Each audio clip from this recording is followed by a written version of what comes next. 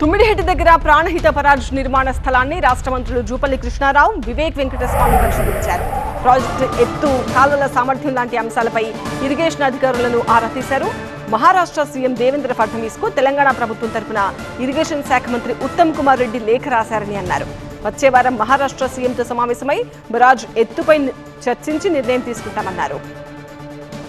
తెలంగాణ సస్యశ్యామలం కోసం తుమ్మిడిహెట్టి వద్ద 150 మీటర్ల ఎత్తులో బరాజ్ నిర్మాణం అవసరమన్నారు మంత్రి జూపల్లి కృష్ణారావు.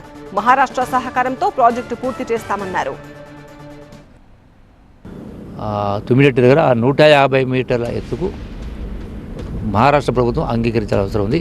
సో దీన్ని ముందుకు తీసుకెళ్లే కార్యక్రమం చేస్తే ఈ నెలాఖరు లోపలనే వీళ్ళని తొందరగా దానికి అప్రూవల్ ఇస్తే పనులు కూడా ప్రారంభం చేసి దీన్ని బైక్ గ్రావిటీ ద్వారా తుమ్మిడిహట్టి నుంచి ఎల్లంపల్లి దాకా ఆ రిజర్వాయర్లో నింపే కార్యక్రమం. 22,000 క్యూసెక్ల కెనాల్ ఏదైతే ఆల్రెడీ ఉందో అందులో 2 TMC క్యారీ కావాలంటే ఆ ఎత్తుకు వాళ్ళు ఒప్పుకునే కార్యక్రమం చేయాలి.